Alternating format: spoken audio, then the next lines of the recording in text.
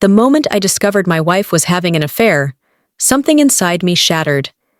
It wasn't just the betrayal, it was the slow realization that the life I thought I had, the marriage I believed in, was nothing more than an illusion. The signs had been there, subtle at first.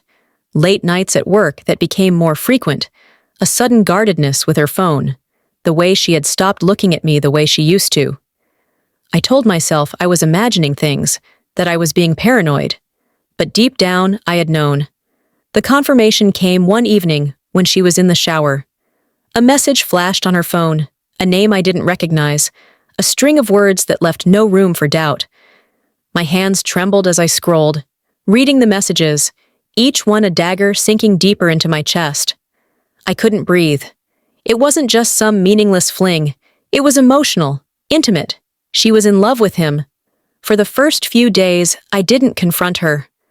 I went through the motions, pretending everything was normal, though my heart felt like it was being crushed under the weight of what I knew.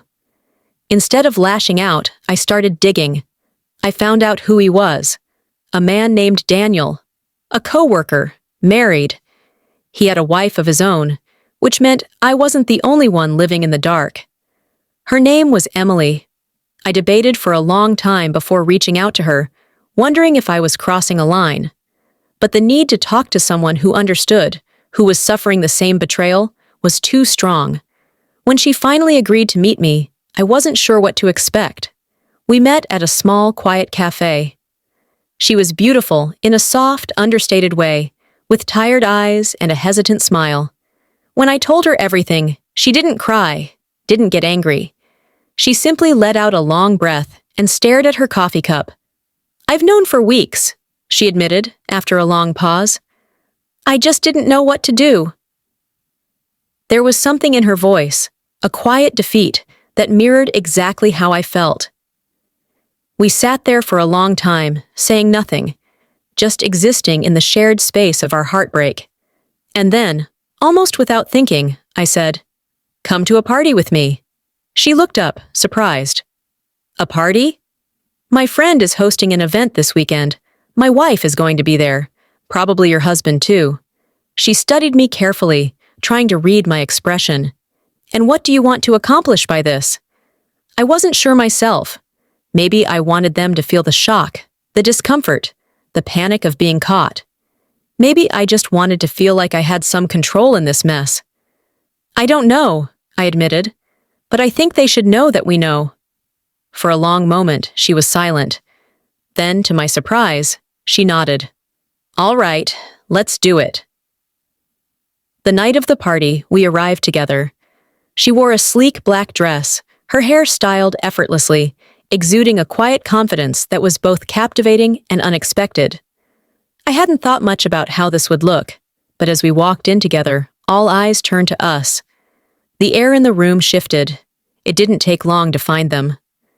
My wife stood across the room, a glass of wine in her hand, laughing, leaning in close to Daniel. The sight of them together, so at ease, sent a sharp pang through my chest. They had been living this lie so comfortably, so fearlessly, until now. The moment she saw me, her laughter stopped. Her smile froze in place, and I watched as the color drained from her face. Daniel followed her gaze and stiffened, his fingers twitching as if deciding whether to reach for her or step away.